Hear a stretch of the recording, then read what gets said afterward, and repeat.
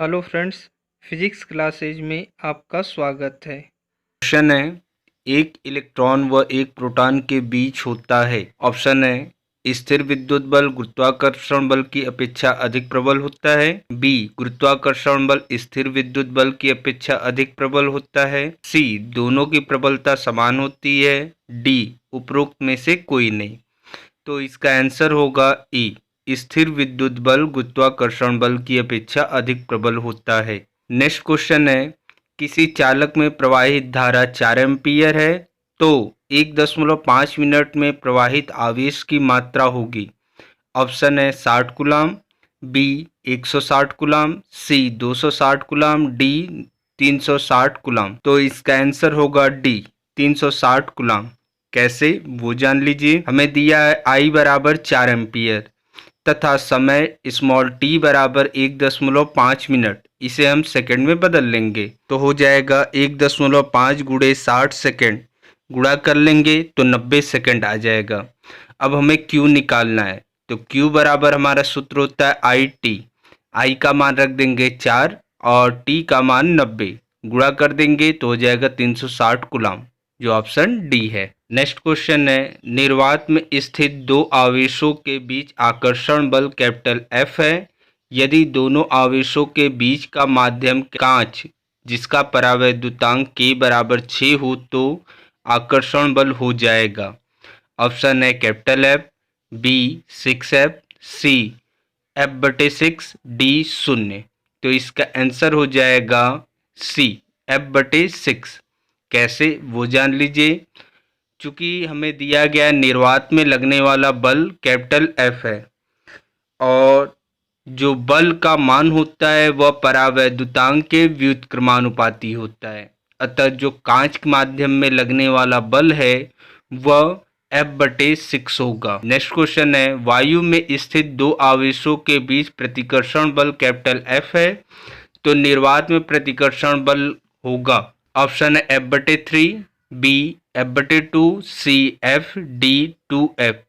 चूंकि हम जानते हैं वायु या निर्वात के लिए परावैद्युतांक कैपिटल K का मान समान होता है, अतः दोनों माध्यमों में लगने वाला बल भी समान होगा, अतः इसका आंसर सी सही है। नेक्स्ट क्वेश्चन, एक निश्चित दूरी पर स्थित दो इलेक्ट्रॉनों के बीच विद्युत बल कैपिटल एफ है, इतनी ही दूरी पर दो प्रोटॉनों के बीच बल होगा। ऑप्शन है F newton, B F/2 newton, C F/3 newton, D F/4 newton. तो इसका आंसर होगा ए एफ न्यूटन, क्योंकि इलेक्ट्रॉन तथा प्रोटॉन दोनों पर आवेश का मान समान होता है, अतः इनके कारण जो लगने वाला वैद्युत बल होता है वो भी समान होगा। नेक्स्ट क्वेश्चन है, यदि एक कांच की छड़ को रेशम के कपड़े पर रगड़ा जाए तो कांच की छड़ पर आवेश आ जाता है।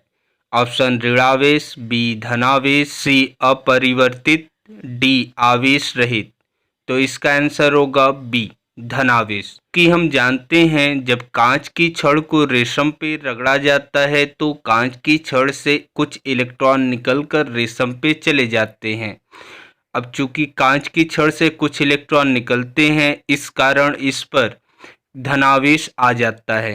नेक्स्ट क्वेश्चन है, +10 माइक्रोकुलाम तथा -10 माइक्रोकुलाम आवेश के दो बिंदु आवेश एक दूसरे से 5 मीटर की दूरी पर स्थित है तो दोनों आवेशों के मध्य कार्य करने वाला बल होगा। 3.6 गुणे 10 के घात -2 न्यूटन, बी 7.2 गुणे 10 के घात -2 न्यूटन, सी 100 न्यूटन, डी 10 गुणे 10 के घात -2 न्यूटन। तो इसका आंसर होगा 3.6 गुणे 10 के घात -2 न्यूटन। कैसे वो जान लीजिए। हमें क्वेश्चन में दिया है Q1 बराबर 10 माइक्रोकुलाम, माइक्रोकुलाम को कुलाम में बदलेंगे तो हो जाएगा 10 गुणे 10 के घात -6 कुलाम।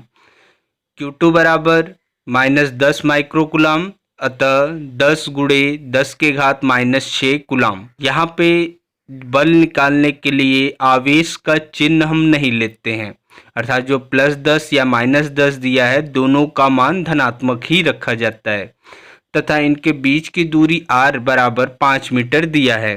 एफ निकालना है। तो हमारा सूत्र होता है F equal to 1/4πε0 Q1 Q2 upon R square. 1/4πε0 का मान होता है 9 गुणे 10 के घात 9 गुणे 10 गुणे 10 के घात -6 गुणे 10 गुणे 10 के घात -6 बटे 5 का स्क्वायर। अब इसे हम सॉल्व कर लेते हैं तो हमारा आ जाता है 3.6 गुणे 10 के घात -2 न्यूटन। नेक्स्ट क्वेश्चन है सिलिकॉन है। ऑप्शन है अर्धचालक, बी चालक, सी कुचालक, डी इनमें से कोई नहीं। तो इसका आंसर होगा ए अर्धचालक। चूंकि हम जानते हैं जर्मेनियम और सिलिकॉन दो अर्धचालक पदार्थ होते हैं तो यह एक अर्धचालक है। नेक्स्ट क्वेश्चन, एक एन प्रकार का अर्धचालक होता है। ऑप्शन है ए ऋणावेशित, बी धनावेशित, सी उदासीन, डी इनमें से कोई नहीं। तो इसका आंसर होगा ए ऋणावेशित। चूंकि हम जानते हैं एन प्रकार के अर्धचालक में मुक्त इलेक्ट्रॉनों की अधिकता होती है। चूंकि मुक्त इलेक्ट्रॉन ऋणावेशित होता है अतः एन प्रकार का अर्धचालक ऋणावेशित होता है। नेक्स्ट क्वेश्चन है दो प्रोटॉन के बीच की दूरी 2 गुणे 10 के घात -11 मीटर है। इतनी ही दूरी पर दो इलेक्ट्रॉन है। इन दोनों इलेक्ट्रॉनों के बीच लगने वाला बल प्रोटॉन के बीच लगने वाले बल से होगा। क्योंकि हम जानते हैं कि इन्हीं दो प्रोटॉन या दो इलेक्ट्रॉनों के बीच समान दूरी पर कार्य करने वाला वैद्युत बल समान होता है। क्योंकि दोनों प्रोटॉनों तथा दोनों इलेक्ट्रॉनों एवं इनके बीच की दूरियां समान हैं अतः इनके बीच कार्य करने वाला वैद्युत बल समान होगा। तो इसका आंसर सी होगा बराबर। नेक्स्ट क्वेश्चन, दो वस्तुओं को आपस में रगड़ने पर प्रथम वस्तु पर 9.6 गुणे 10 के घात -19 कूलाम का धनावेश उत्पन्न होता है तो द्वितीय वस्तु पर उत्पन्न होगा। तो आंसर होगा बी 9.6 गुणे 10 के घात -19 कूलाम ऋणावेश। क्योंकि हम जानते हैं जब दो वस्तुओं को आपस में रगड़ा जाता है तो उनमें समान आवेश का आदान प्रदान होता है। तब यदि पहली वस्तु पर प्लस 9.6 गुणे 10 के घात -19 कूलाम का धनावेश उत्पन्न हो रहा है तो दूसरी वस्तु पर 9.6 गुणे 10 के घात -19 कूलाम का ऋणावेश उत्पन्न होगा। तो इसका आंसर होगा बी 9.6 गुणे 10 के घात -19 कूलाम ऋणावेश। नेक्स्ट क्वेश्चन है दो आवेश के बीच की दूरी 3 गुनी कर दे तो उनके बीच लगने वाला बल होगा। क्योंकि हम जानते हैं कि दो आवेशों के बीच जो कार्य करने वाला बल होता है दूरी के वर्ग के व्युत्क्रमानुपाती होता है। यदि हम दूरी को 3 गुना बढ़ा दे तो बल का मान पहले की तुलना में 1/9 हो जाएगा, अर्थात वह पहले से 1/9 गुना हो जाएगा, जो ऑप्शन डी है। नेक्स्ट क्वेश्चन है दो कण जिन पर Q1 Q2 आवेशों कुछ निश्चित दूरी पर रखने पर F बल लगाते हैं। यदि दोनों कणों के बीच की दूरी की आधी कर दी जाए तथा प्रत्येक आवेश 3 गुना कर दिया जाए तो कणों के बीच लगने वाला बल होगा। ऑप्शन है 18F, बी 9F, सी 36F, डी 6F। बाद में जो हम आवेश को रखे हैं वो 3 गुना कर दिया गया है, अर्थात Q3 बराबर 3Q1, Q4 बराबर 3Q2 तथा दूरी R1 बराबर R मान ले तो R2 बराबर R/2 होगा। F2 equal to 1/4πε0 Q3 Q4 upon R2 का स्क्वायर।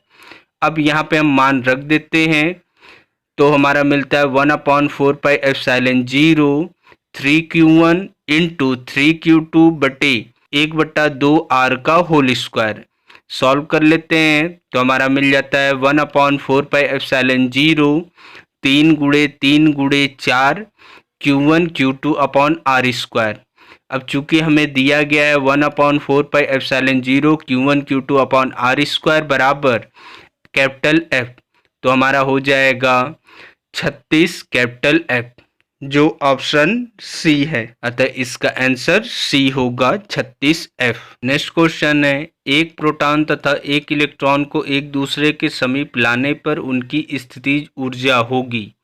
ऑप्शन है बढ़ जाएगी, बी घट जाएगी, सी अपरिवर्तित रहेगी, डी इनमें से कोई नहीं। तो इसका आंसर होगा बी घट जाएगी, क्योंकि जब एक प्रोटॉन एवं एक इलेक्ट्रॉन को एक दूसरे के समीप लाते हैं तो उनके बीच आकर्षण बल अधिक कार्य करता है, जिसके कारण इनकी स्थितिज ऊर्जा का मान घट जाता है। नेक्स्ट क्वेश्चन है, दो कण जिन पर Q1 Q2 आवेश है एक निश्चित दूरी पर कैपिटल F बल लगाते हैं। यदि दोनों कणों के बीच की दूरी घटाकर 1/3 कर दी जाए तथा प्रत्येक कण का आवेश दोगुना कर दिया जाए तो कण के बीच बल होगा।